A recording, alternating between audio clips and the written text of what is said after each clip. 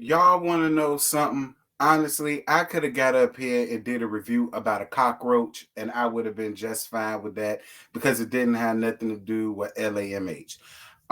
So it's actually refreshing to get up here and do basketball wives, even after all of that buffoonery that went down. Basketball wives,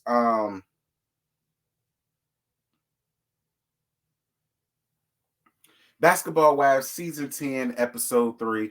Don't ask me the name. I do not know. Excuse me. So Angel brings us down to her stove, child.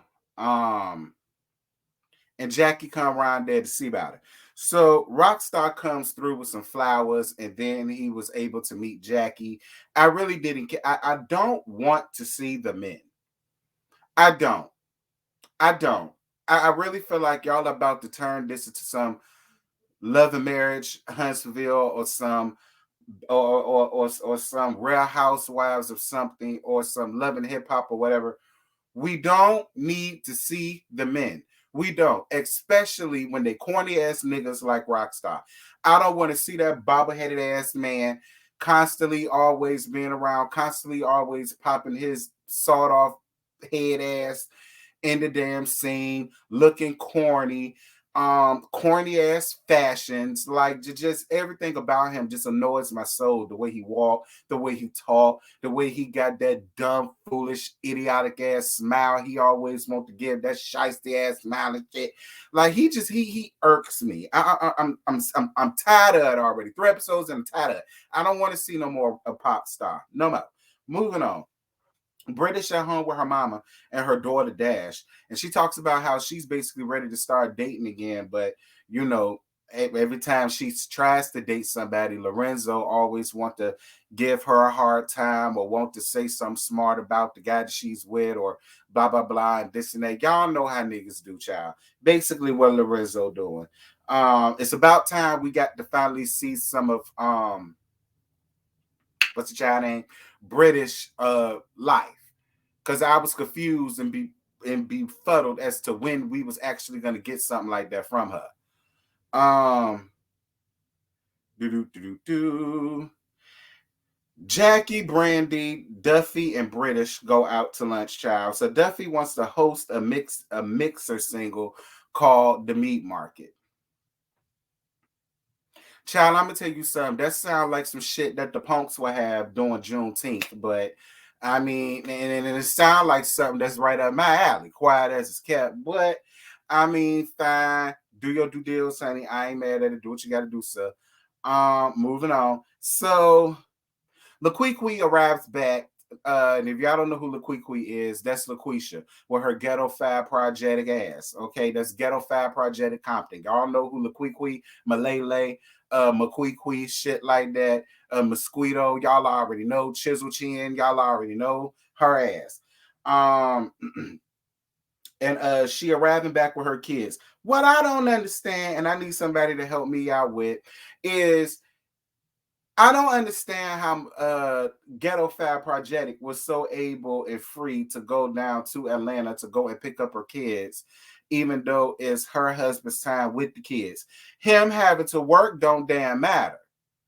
It's still his time with the kids. So I'm not understanding how Laquisha was so able to just go around there and get them like that without a fight, without him saying, "Why the hell would you come around here and pick up my damn churn when it's my time to have them?" Well, you busy at work. I don't give a damn what the hell I'm busy doing. It's my damn time with the kids. When you got the kids and you at home and you sitting on your ass because that's all the fuck you doing to let me tell it until the cameras come right there. See, y'all, listen, I already know how the conversations between them go.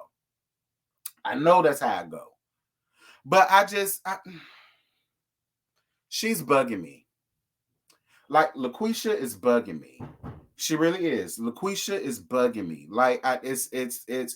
I don't want to say that she's lying about that because I don't want her to lie about struggling or whatever the case may be. But I just don't understand how it could go from he was paying child support and then he's not paying child support. You don't take it to the courts, but you take it to us and you take it to the TV to use that as a storyline. You're able to go and get pick up the kids, probably without him knowing, without so much as a fight or a call or yo, what's going on? Da, da, da, da.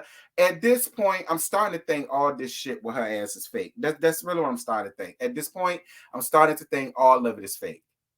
I'm just gonna be honest. Y'all hold up a second.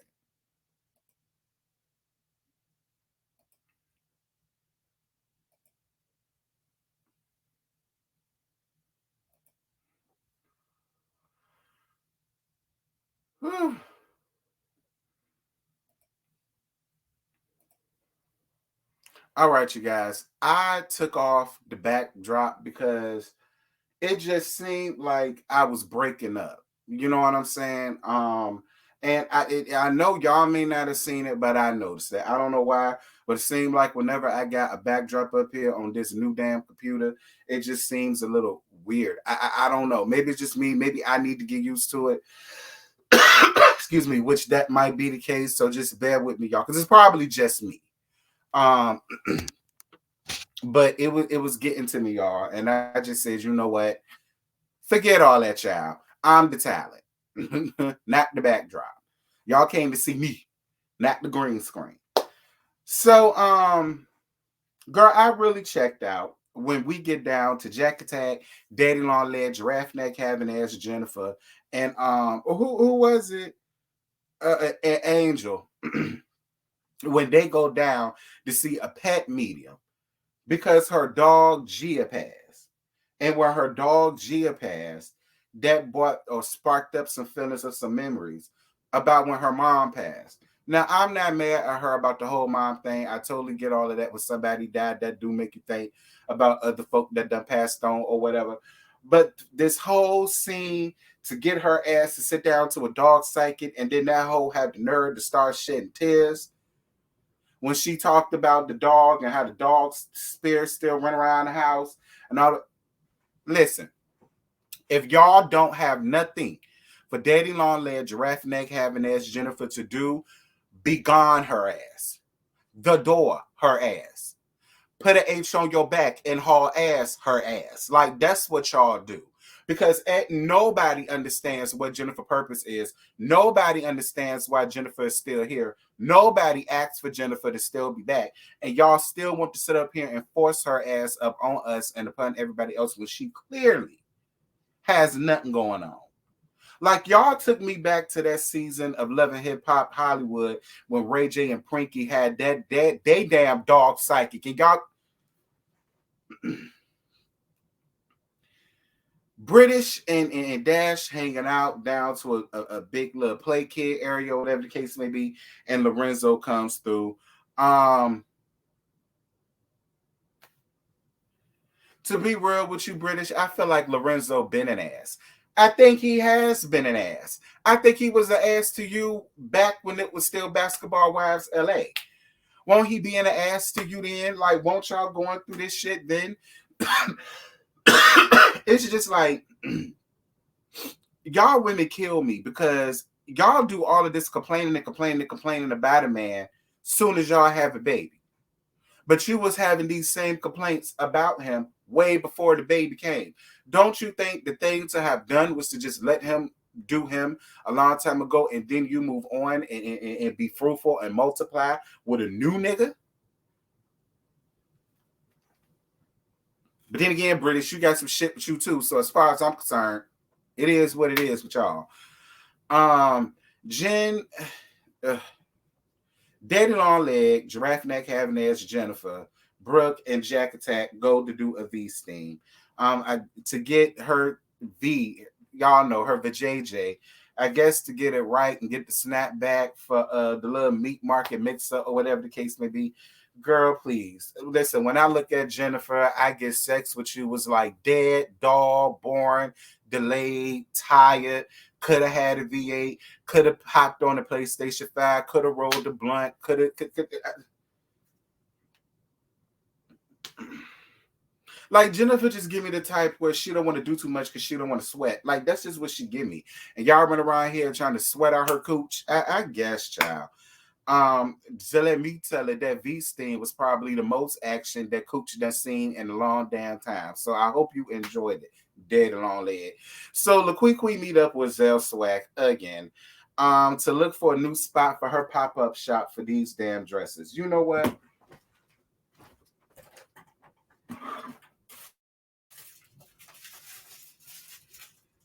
Nah, not her.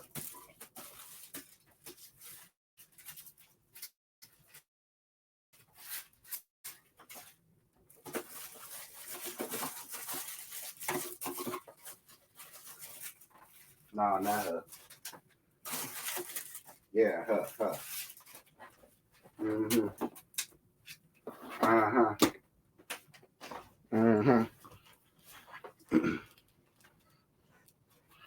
What happened to all of them other businesses that you had up here on this show, LaQuiqui? Do I need to run them down for you? The skincare line, the hair, the bedding. Um, probably has some makeup line somewhere around there. I believe your ass had a book too. Like, what happened to all of these other businesses and things like that? Like, see, you bitches kill me constantly making up a business for a storyline. Look, we don't nobody want to go around walk around looking like you in your swap meet ass fashions, child. We done got you together about that. Like, you run around here talking about some how he ain't paying child support and how you already living in a 2-bedroom apartment and this pop-up shop is gonna help change all of that. Please, okay, please, like, damn about these.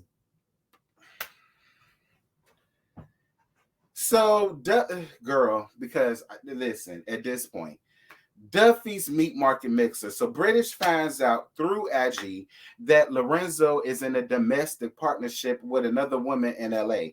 And I guess what that means is that's basically him signing himself for marriage, but the only thing that the person get is really life insurance or health benefits. Like, they don't get no money. Ain't no money or nothing like that. And I guess that's just what they call it in the state of LA or whatever the case may be. But you just so happen to find this out, just so happened on that day where she was just so happened to have this meat market mixer, just so happened while the cameras was around, right? And we're supposed to believe that you just found this out on that day. See, I just feel like, but then again, maybe she really don't want Lorenzo like that no more, and maybe that's why she really don't care like that. You know what I'm saying? Maybe she cared because he had to lie and keep it a secret, but maybe she really don't want him like that. And maybe that's why it really didn't make her go off in the way that it probably would have made one of us did. But fine, whatever. So then we get down to these men, girl. Now listen, Jelani, I'll accept Jelani. I'll accept Jelani. Jelani was handsome. I'm not gonna lie. I'll accept Jelani. Jelani was very handsome. But listen, be clear. First of all, when 6ix9ine little brother walked in, bitch, where is it? I need you there, girl.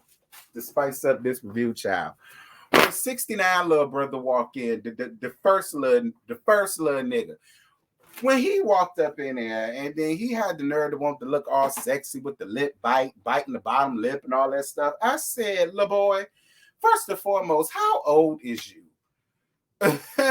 You know what I'm saying? Like, where your mama at? Where your parents? Like, who's responsible for this? Girl, the door. Then Mickey Monday walk in. I thought you was married or getting engaged or whatever the hell it was, or at least you was when you was on Love and Hip Hop Hollywood. So what happened to the old girl that you was with? What was the girl named? The girl with the gap. Y'all remember her?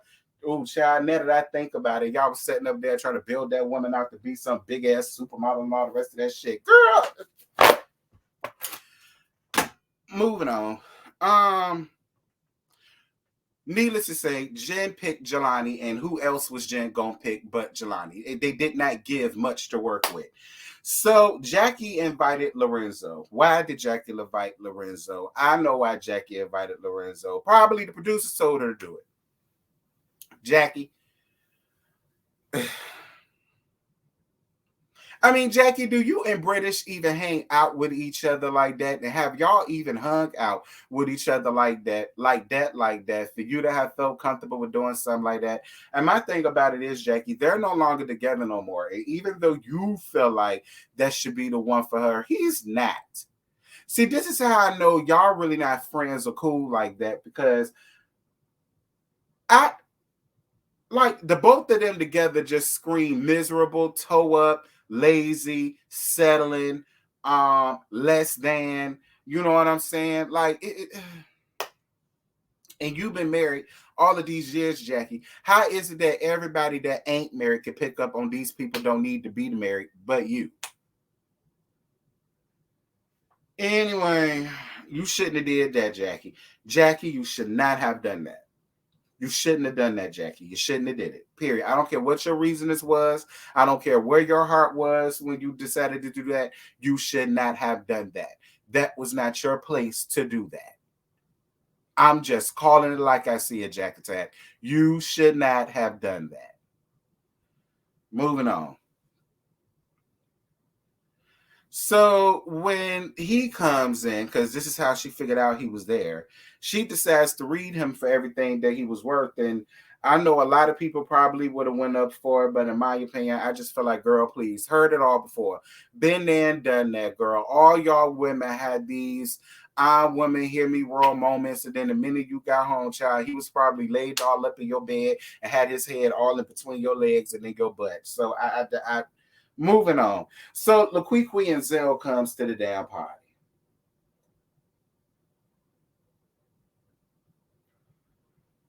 Um, they both show up, and they swap meat fashions. And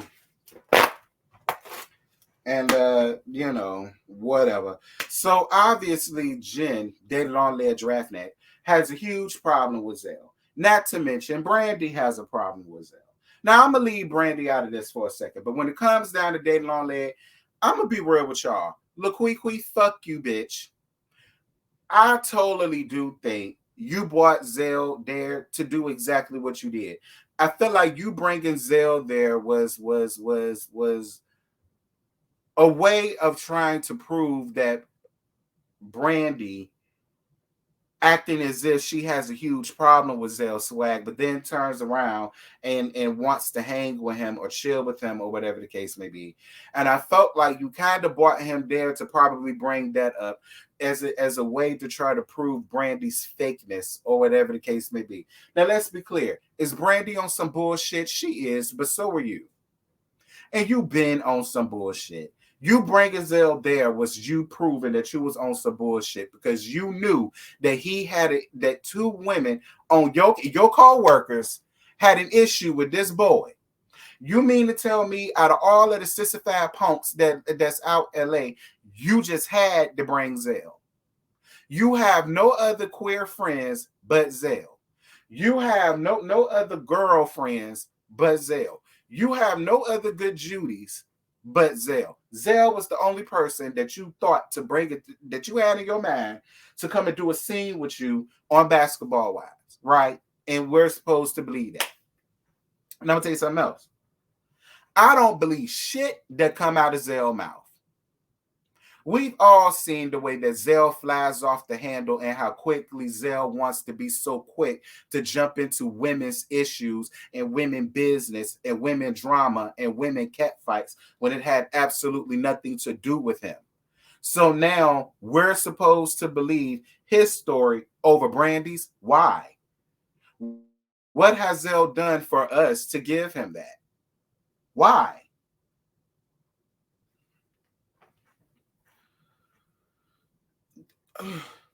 Then Brandi and Laquisha get into it because British come around there and tells her that Jennifer felt the way because she felt like you brought Zell there on purpose to be messy, and I believe her. And she went around there to say, listen, I didn't bring him right. Basically lying. And Brandi called her out on it and said, anybody that brings Zell around, you're basically looking for trouble. And she was absolutely right. She was. And then Laquisha got mad, told her to shut up, stop talking to me. Then hands started getting put in each other's faces. And listen, at this point, y'all just need to fight. I feel like that's the only thing that I don't condone violence, but I feel like that's the only thing that's going to settle this. Y'all just need to fight. Y'all need to go on ahead, set up a time, go set up somewhere at a park somewhere, away from prying eyes. You ain't got to worry about the popos coming, pulling up on y'all or whatever. Pick y'all a big empty field like we used to do back in the day and just fight. That's what y'all need to do. Like the next time y'all see each other, it should be on site. If y'all got a problem, fix the damn problem. Because at this point, y'all, both of y'all are wearing me out. If the problem is that big of a deal, somebody whoop somebody's ass and then we can get over it. That's how I feel about it at this point. Just fight. Just fight. Just fight. Please.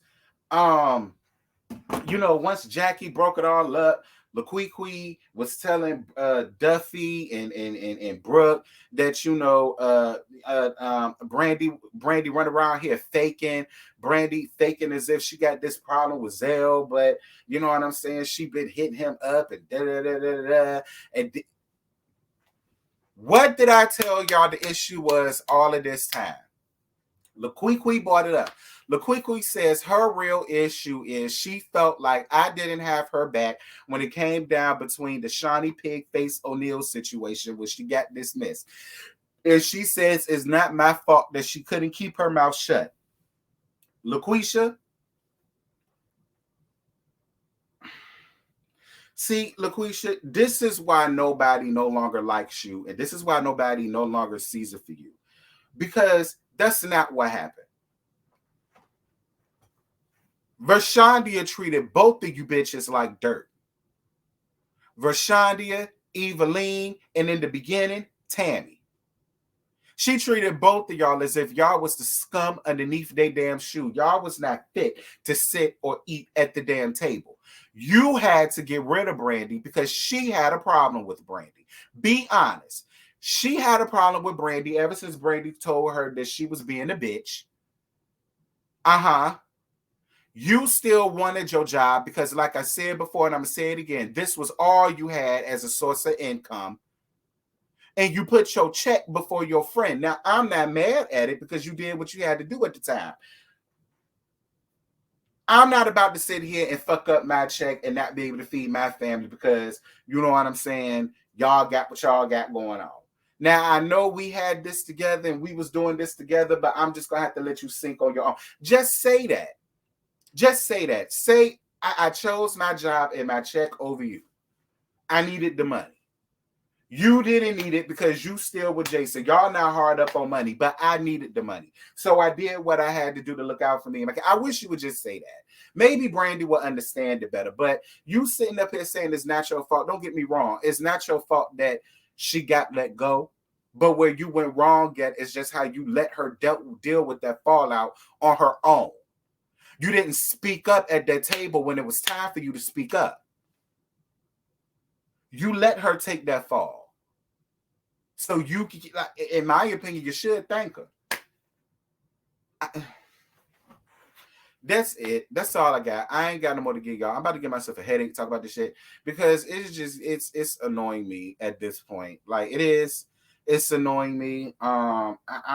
Listen, I'm over LaQuiqui and Brandi already. I am. I'm over them already. But y'all drop down in the comments. Y'all let me know what y'all thought about tonight's episode. And let me know whose side y'all on. Like I say, I don't believe about anything coming out of Zell, coming from Zell. I don't believe in it. I don't buy it. I need to see some tangible evidence.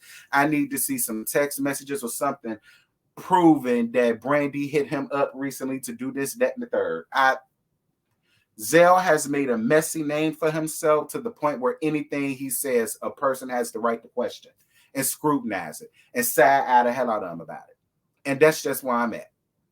But y'all tell me what y'all think. Get the discussion popping. And until next time, I'm holla at y'all later. Bye.